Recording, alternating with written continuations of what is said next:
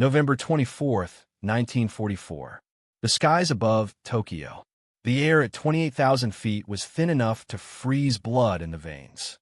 Flight Lieutenant Saburo Sakai pressed his oxygen mask tighter against his face and squinted through the canopy of his Mitsubishi A6M0, searching the pale morning sky for the enemy he knew was coming. The radio crackled with reports from coastal observers. Large formations, high altitude, bearing northwest. American bombers.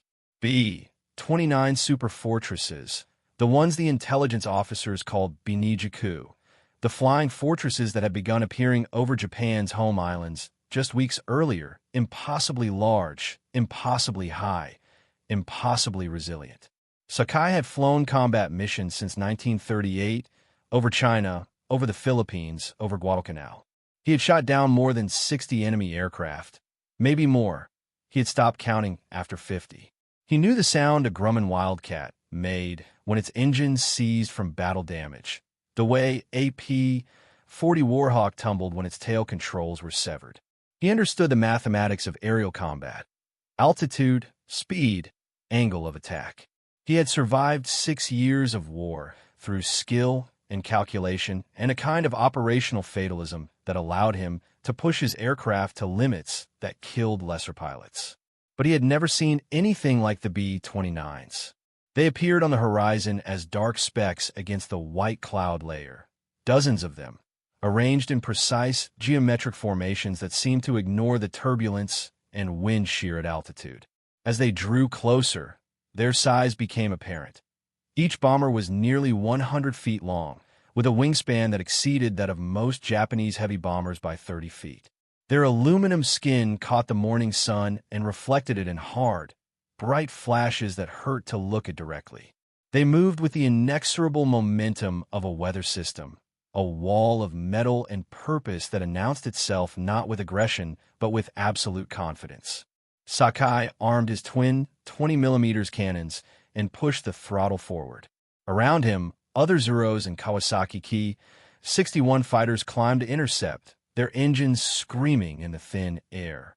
They would hit the formation head-on, the standard tactic: close fast, fire at the lead bomber's cockpit, break away before the defensive gunners could track. It was dangerous, but it worked. Most bombers, when their lead aircraft was destroyed or damaged, would break formation, scatter, become vulnerable to individual attacks. Sakai had done this hundreds of times. What he did not know, what none of the Japanese pilots climbing toward the B-29 formations that morning understood, was that they were not facing bombers in any conventional sense. They were facing a weapons system that represented the absolute apex of American industrial and technological power, a machine so advanced and so thoroughly integrated into a support infrastructure of production, logistics, and doctrine that it rendered traditional fighter tactics nearly obsolete. The B-29 was not just an aircraft. It was a statement of intent, a manifestation of American abundance made operational, a promise delivered at 300 miles per hour that Japan could not defend its home islands against an enemy who could build these machines faster than they could be destroyed. The shock of that realization, delivered in fragments over 300 miles of combat, through waves of fighters and curtains of anti-aircraft fire, would break something fundamental in the pilots who survived to land their aircraft that afternoon. Not their courage, which remained intact, not their skill, which was considerable, but their belief in victory, their faith that willpower and sacrifice could overcome material superiority. The B-29 formations taught them what German tankers had learned in the Ardennes, what Italian sailors learned at Taranto, what every Axis soldier eventually discovered: that the United States had entered the war not with superior soldiers or tactics, but with the capacity to produce war material on a scale that made conventional military calculations irrelevant.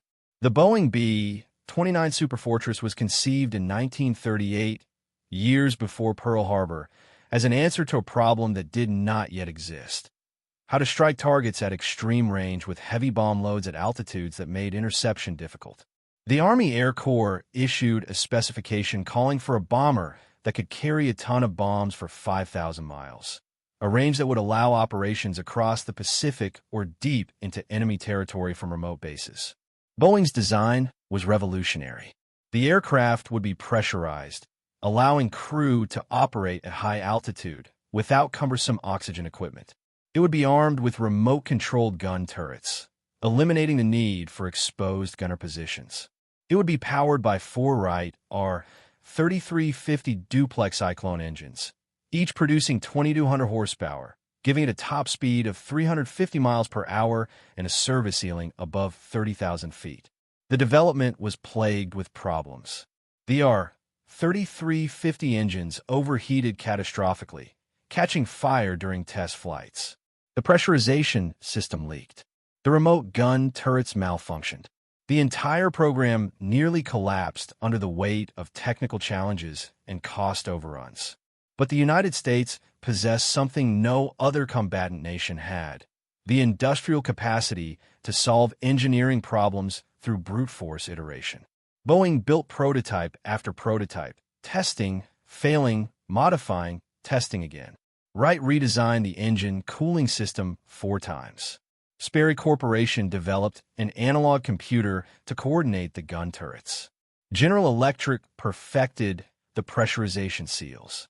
By 1944, the B-29 had been refined into the most sophisticated aircraft in operational service anywhere in the world.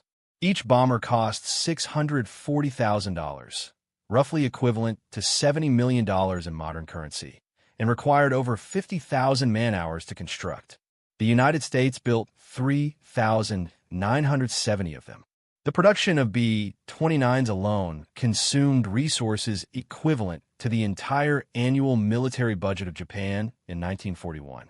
But production was only part of the system. The B-29 required specialized bases with runways over 8,000 feet long. It needed maintenance facilities capable of servicing its complex engines and electronics.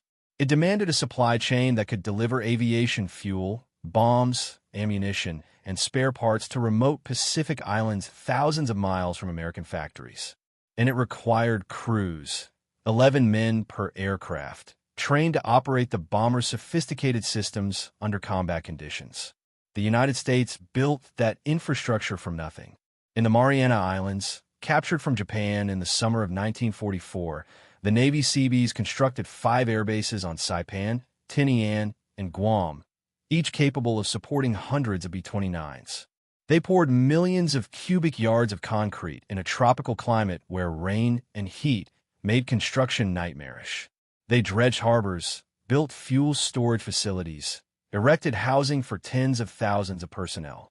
By November 1944, less than 6 months after the islands were secured, the XXI Bomber Command was operational, flying missions against the Japanese home islands from bases that had been jungle and coral reef just months earlier.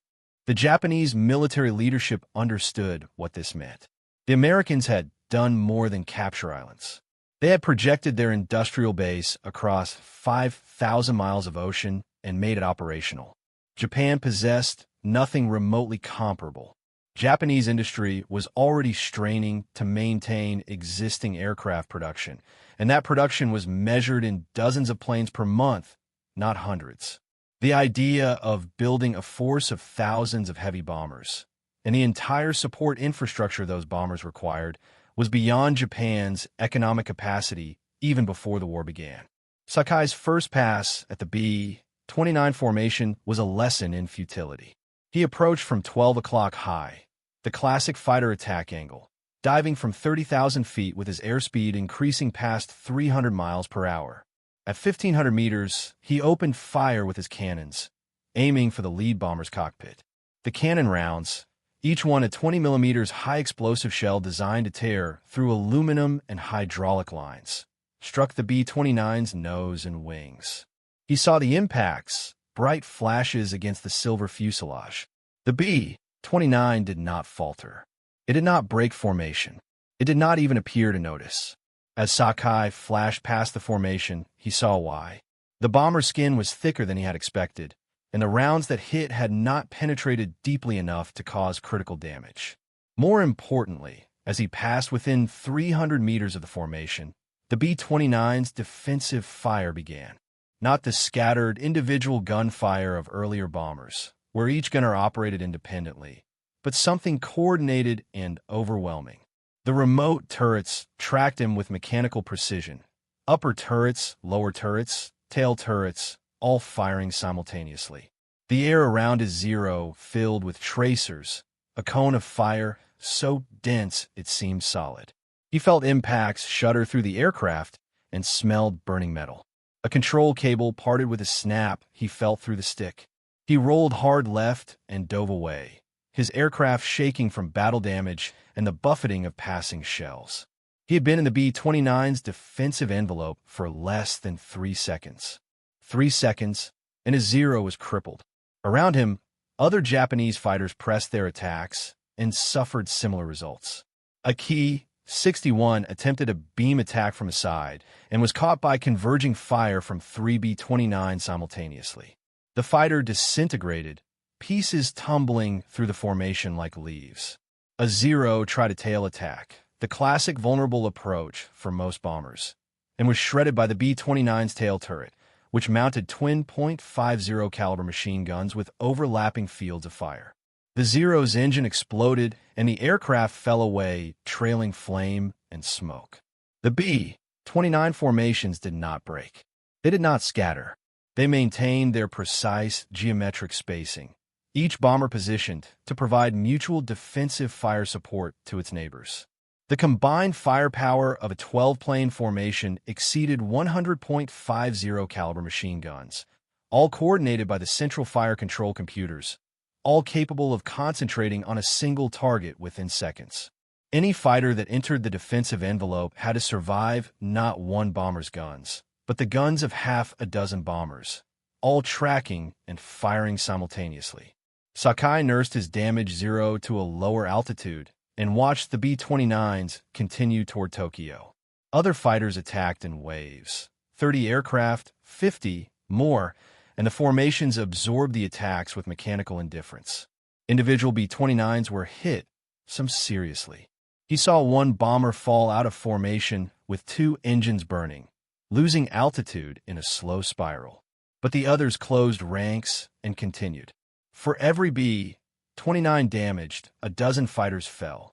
The exchange ratio was catastrophic. Then the anti-aircraft fire began. The defense of Japan's home islands relied heavily on anti-aircraft artillery. Thousands of guns ranging from 75 millimeters to 120 millimeters caliber, positioned around critical industrial targets and military installations. The gunners were experienced, many of them veterans of years of war. They understood ballistics, knew how to calculate lead and altitude corrections, could saturate volumes of airspace with exploding shells designed to shred aircraft with fragmentation. Against the B-29s flying at 28,000 feet, the anti-aircraft fire was almost entirely ineffective. The problem was altitude. Most Japanese anti-aircraft guns had been designed for lower altitude combat, optimized for the ceiling of Japanese bombers and the operating altitudes common in the China theater. They could theoretically reach 28,000 feet, but at that altitude, their accuracy degraded catastrophically. The thin air provided less resistance to stabilize the shell's trajectory. The time-fused shells, designed to explode at a preset altitude, were often inaccurate by hundreds of feet. And the B-29s flew fast enough that even a perfectly aimed barrage would disperse across such a large volume of sky that individual aircraft could thread through the explosions untouched. Sakai watched from below as the sky above Tokyo bloomed with black puffs. Thousands of them, a carpet of explosions that looked impenetrable from a distance. But the B-29 formations flew through it like ships passing through fog. Individual aircraft rocked from near misses. Shrapnel pitted their aluminum skin and occasionally holed fuel tanks or damaged non-critical systems. But the structural integrity of the B-29 was such that it could absorb damage that would have destroyed earlier bombers. The aircraft had self-sealing fuel tanks, redundant hydraulic systems, armor plate protecting the crew positions. It was designed to survive, and it did. Of the 111 B-29s that attacked Tokyo that day, only one was lost to anti-aircraft fire. One aircraft, from 300 miles of fighter attacks and continuous flak. The crews who flew that mission later reported that the Japanese defenses seemed almost desperate, a frenzy of fire that suggested panic rather than coordinated defense. The psychological effect on Japanese gunners, watching their carefully aimed shells burst harmlessly around formations that did not deviate, did not scatter, did not even seem to notice, was as profound as the effect on the fighter pilots. The B-29s reached their target, the Musashino aircraft engine factory on the outskirts of Tokyo, and released their bombs from high altitude. The bombing was not particularly accurate. Cloud cover obscured the target, and many bombs fell wide, but accuracy was not yet the primary objective. This mission was a demonstration, proof that American bombers could strike Japan's home islands in daylight, at will, and return to base. The bombs that hit the factory damaged several buildings and killed dozens of workers. The bombs that missed killed civilians, destroyed homes, started fires. But the strategic message was not delivered through the bombs. It was delivered through the formations themselves, through their survival, through the visible manifestation of American industrial power flying overhead in geometrically perfect arrays that defied everything the Japanese military understood about aerial combat. The Japanese pilots who survived to return to their bases that afternoon faced a reality that shattered their operational framework. They had been trained to believe that skill and courage could overcome technological disadvantages, but the samurai spirit, the willingness to die for the emperor, gave Japanese forces a qualitative superiority that compensated for quantitative inferiority. This was not mere propaganda. It was doctrine embedded in every aspect of Japanese military culture. But the B-29 could not be defeated by spirit. It could not be intimidated by courage. It was a machine optimized for survival, crewed by men who did not need to be heroes because their aircraft was engineered to bring them home. The contrast was stark and demoralizing. Japanese fighters were light, maneuverable, lethal in close combat, and utterly inadequate against an enemy that dictated the terms of engagement from altitudes and speeds the fighters could barely reach. The kill ratios told the story. In the first month of B-29 operations against Japan, from November through December 1944, Japanese fighters shot down fewer than 20 B-29s while losing over 300 fighters in the attempt. 20 bombers for 300 fighters, a 15-to-1 exchange ratio in favor of the Americans. And those 20 B-29s represented less than 1% of the total bomber force, a loss rate that was operationally sustainable for an enemy that could build replacement aircraft faster than Japan could train replacement pilots. For pilots like Sakai, this arithmetic was a kind of existential horror. He had spent 6 years mastering his craft, becoming one of the finest fighter pilots in the Imperial Japanese Navy. And none of it mattered. The B-29 negated skill through engineering, rendered experience irrelevant through technological superiority. He could fly perfectly, aim flawlessly, press his attack with suicidal courage, and the bomber would survive while his aircraft was torn apart by coordinated defensive fire. The psychological impact extended beyond individual pilots. The entire Japanese military hierarchy had to confront the reality that their homeland was now vulnerable to sustained strategic bombing, and they possessed no effective countermeasure. The B-29s would return tomorrow, next week, next month, and there was nothing Japan could do to stop them. Fighter attacks were suicidal and ineffective. Anti-aircraft fire was inadequate. Japan's industrial base, already strained, could not produce weapons systems capable of challenging the B-29 formations.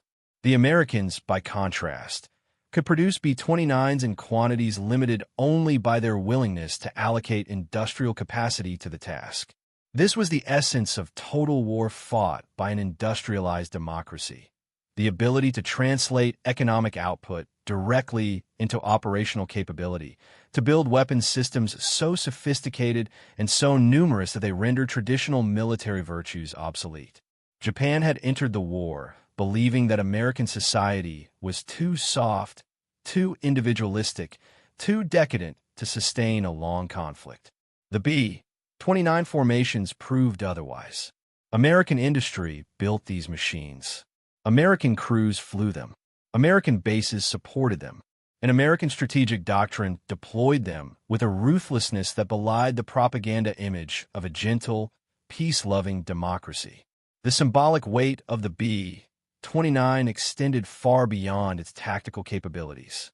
To the Japanese soldiers and civilians who watched the formations pass overhead, the bombers represented the physical manifestation of a power so vast it was almost incomprehensible. Japan had mobilized its entire society for war, rationing food, conscripting labor, converting every factory to military production. And still, the Americans could build these massive aircraft in thousands, fly them across an ocean, and strike Japanese cities with apparent impunity. The sound of the B-29's engines became a recurring symbol of American abundance, a drone that announced itself minutes before the aircraft appeared. The Wright R-3350 engines produced a distinctive deep rumble, audible at ground level even when the bombers flew at maximum altitude. It was not the high-pitched scream of a fighter engine or the irregular cough of a damaged aircraft. It was steady, powerful, relentless, the sound of machines that worked perfectly, maintained by a logistics system that ensured every component was replaced before it failed. Japanese civilians learned to recognize that sound. Air raid sirens would wail, and then, minutes later, the drone of the B-29s would begin, a bass note that vibrated through buildings and bodies. People would look up and see the formations, silver crosses against blue sky or dark shapes against clouds, too high for the eye to make out details, but unmistakably there. And they would understand that their government's promises of victory were lies, that the Americans possessed resources beyond anything Japan could match, that the war was already lost even if no one would admit it. This psychological warfare was unintentional but devastating. The B-29 raids in late 1944 and early 1945 were intended to destroy Japanese industrial capacity, to cripple war production and force surrender through economic collapse. But their secondary effect, the demonstration of American technological and industrial dominance, may have been more strategically significant. Every B-29 raid reinforced the message that Japan faced an enemy who could not be defeated, who would keep coming no matter how many battles Japan won, who possessed the resources to fight this war for years if necessary. For Sakai and the other pilots, this created a profound cognitive dissonance. They were still expected to attack the B-29 formations, to sacrifice themselves if necessary to bring down even one bomber. This was Bushido, the warrior code that demanded absolute devotion to duty regardless of outcome. But Bushido had been developed in an era when battles were decided by individual combat, when a skilled warrior could change the course of a fight through personal excellence. It offered no framework for industrial warfare, no guidance for how to maintain fighting spirit when the enemy's advantage was not skill or courage but factory output. Some pilots resolved this dissonance through kamikaze attacks, deliberately crashing their aircraft into B-29s when ammunition was exhausted. This was presented as the ultimate expression of samurai spirit, proof that Japanese warriors valued honor over survival. In reality, it was an admission of desperation, a recognition that conventional tactics had failed and only suicide attacks offered even a slim chance of damaging the bombers. And even these attacks were largely ineffective. The B-29 size and structural strength meant that a fighter crashing into it might damage control surfaces or knock out an engine, but rarely destroyed the bomber outright. The Americans counted dozens of B-29s that returned to base with fighter aircraft embedded in their wings or fuselage, the bomber's crew alive and able to land. The strategic bombing campaign against Japan escalated dramatically in early 1945. General Curtis LeMay, assuming command of the XXI Bomber Command in January, revised the tactical approach to B-29 operations. Instead of high-altitude precision bombing of industrial targets, which had proven difficult due to weather and targeting limitations, LeMay ordered low-altitude area bombing with incendiary weapons. The objective was not just to destroy factories, but to burn entire cities, to kill workers in their homes, to break civilian morale through terror. On the night of March 9th to 10th, 1945, 334 B-29s attacked Tokyo with incendiary bombs. The bombers flew at 5,000 to 7,000 feet, low enough that anti-aircraft fire was effective, but high enough that fighter interception was difficult in darkness. They dropped over 1,600 tons of incendiaries, napalm-filled, and 69 bombs designed to start uncontrollable fires in the wooden structures that dominated Japanese urban construction. The result was a firestorm that killed over 100,000 people in a single night, the deadliest air raid in human history. The fires were visible for over 200 miles, a glow that turned the night sky orange. B-29 crews flying through the smoke reported the smell of burning flesh entering the aircraft through the ventilation systems, a stench so overwhelming that some crew members vomited in their oxygen masks. Sakai did not fly that night. His unit had been moved to Kyushu, the southern island, to prepare for the expected American invasion. But he heard about the raid from pilots who had attempted to intercept the bombers. They described chaos, an inferno that created its own weather, updrafts so powerful they tossed fully loaded B-29s around like toys. They described watching the city burn from above, knowing that each square mile of fire represented thousands of dead civilians, and being unable to do anything to stop it. The Tokyo firebombing demonstrated what the B-29 formations have been promising since November, that American industrial power could be translated into destructive capacity on a scale that Japan could not survive. Over the next 5 months, B-29s burned more than 60 Japanese cities. The raids were methodical, almost industrial in their execution. Planners selected cities based on their war production capacity and population density. Incendiaries were manufactured in quantities measured in millions of bombs. Crews flew mission after mission with assembly line regularity. The objective was not to win battles, but to destroy Japan's ability to continue the war, to kill so many people and burn so many factories that surrender became inevitable. By August 1945, Japan's industrial output had collapsed. Factories that survived the firebombing could not operate because raw materials could not be transported due to destroyed rail networks and fuel shortages. Surviving workers could not work because they were homeless, hungry, or dead. The military still possessed millions of soldiers, thousands of aircraft, and the will to fight. But it lacked the economic foundation to sustain operations. The B-29 had achieved what battleships and infantry could not. It had severed the connection between Japanese society and Japanese military power. The final symbolic expression of B-29 dominance came on August 6th and August 9th, 1945, when individual B-29s, Enola Gay and Boxcar, delivered atomic bombs to Hiroshima and Nagasaki. The irony was profound. The B-29, which had been designed as a conventional strategic bomber, became the only aircraft in the world capable of delivering nuclear weapons. Its size, its range, its altitude capability, its sophisticated navigation systems. All the features that made it effective for conventional bombing made it the only platform that could execute nuclear strikes against targets in Japan. The atomic bombs killed over 200,000 people and forced Japan's surrender within days. But the surrender was not just a response to the bombs themselves. It was a response to what the bombs represented, that the United States possessed weapons technology so advanced that Japan could not even conceptualize countermeasures, and the industrial capacity to produce those weapons in quantity, if necessary. The B-29 formations have been delivering this message for months. The atomic bombs were simply the most dramatic illustration of a truth already established. Sakai survived the war. He surrendered his flight gear in August 1945 and returned to a Japan that no longer existed as he had known it. The cities were burned. The factories were rubble. The military was dissolved.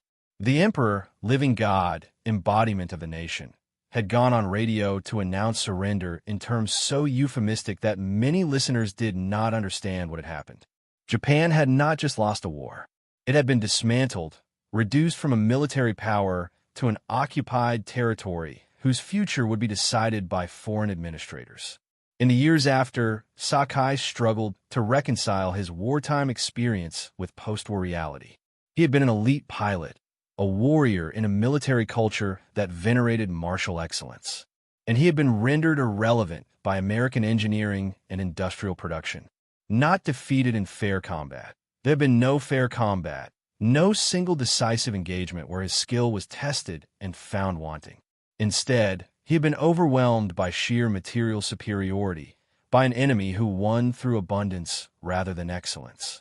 He sometimes thought about the B-29 formations he had attacked in November 1944, those first raids that announced America's ability to strike Japan at will.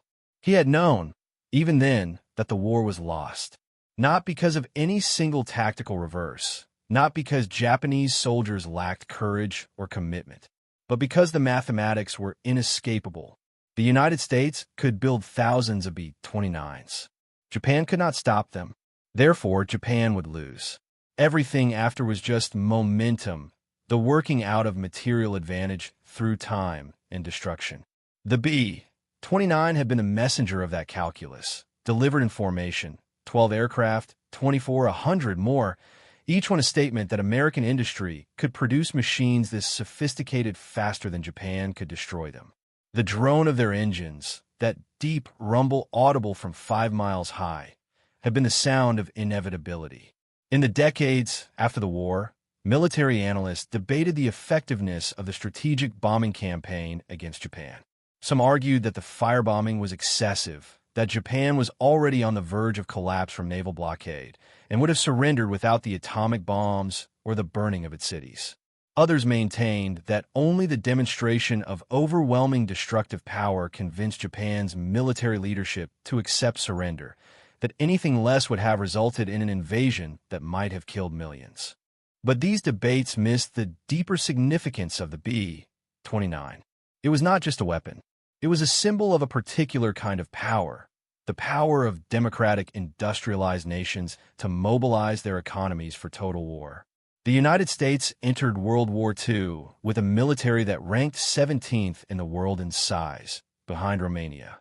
For years later, it possessed the largest air force in history, a navy that dominated 2 oceans, and an army that had defeated the Wehrmacht and Imperial Japanese military. This transformation was possible because American industry could scale production of sophisticated weapons systems to volumes that other nations found inconceivable. The B-29 embodied this capacity. Each aircraft required 50,000 man-hours to build, represented the cutting edge of aviation technology, and cost more than many nations spent on their entire air force. The United States built nearly 4,000 of them and created an entire global logistics system to support their operations. No other nation attempted anything comparable because no other nation possessed the industrial base to make it feasible. For the Japanese pilots who faced the B-29 formations, this lesson was delivered viscerally through 300 miles of combat where their skill and courage proved insufficient against American engineering and abundance. They learned what German soldiers learned, what Italian sailors learned, what every Axis combatant eventually discovered. That modern industrial war was not won by warriors, but by factory workers, not by courage, but by production capacity, not by the quality of individual weapons, but by the ability to field hundreds of adequate weapons where the enemy could field tens of excellent ones. This was democracy's advantage in total war. Not moral superiority, not tactical brilliance, but the capacity to convert economic output into military power and sustain that conversion for years if necessary. The B-29 formations announced this reality in the language of survival. Surviving 300 miles of fighters and flak, surviving battle damage that would have destroyed any previous bomber, surviving long enough to deliver their payload and return home. Saburo Sakai lived until the year 2000, dying at age 84 in a Japan transformed beyond recognition. The burned cities had been rebuilt as gleaming metropolises. The economy that American bombing had destroyed was now the second largest in the world. The military culture that had defined his youth was gone, replaced by constitutional pacifism and a defense force that existed primarily on paper. He spent his later years speaking to students about his wartime experiences, always emphasizing the futility of war, the waste of young lives in pursuit of nationalist fantasies. But when asked about the B-29s, his answers became more complicated. He would describe the technical specifications, the defensive firepower, the altitude capability. He would recount the tactical problems they posed, the way they negated traditional fighter tactics. And then, almost always, he would pause and speak about the sound, that drone of engines, impossibly steady, announcing the bombers minutes before they appeared. That sound, he would say, was the sound of a different kind of power. Not the power of warriors or weapons, but of factories and logistics, of a nation that could build these machines and fly them across an ocean and rain destruction on Japan without ever risking its own cities, its own civilians, its own homeland. It was the power of distance and abundance, the power of an enemy so wealthy that it could afford to fight a global war on multiple continents while its civilian population grew richer and better fed. This, more than any defeat in battle, had broken the myth of Japanese supremacy.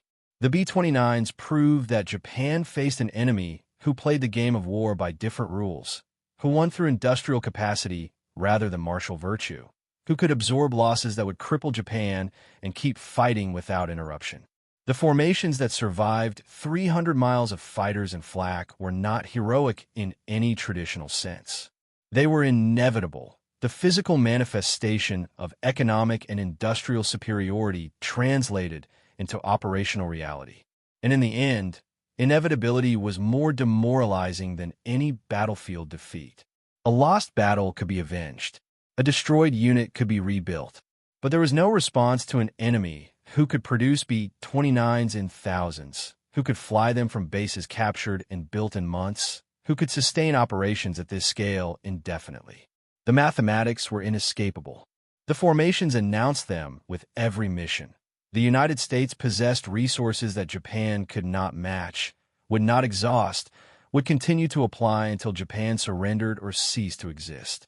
The sound of their engines, that deep drone at 28,000 feet, was the sound of modernity declaring victory over tradition, of industrial democracy defeating warrior aristocracy, of abundance overwhelming sacrifice. It was the sound of the future, mechanical, inevitable, utterly indifferent to courage or honor or any of the values that Sakai and his comrades had been taught made them superior.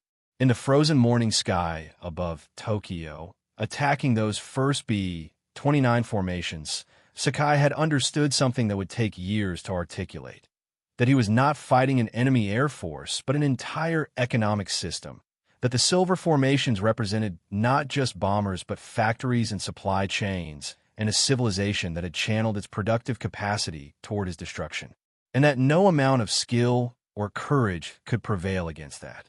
The B-29s had come, survived, and returned. They would keep coming, keep surviving, keep returning, until there was nothing left to bomb. This was the promise they delivered, formation after formation, through 300 miles of combat and beyond.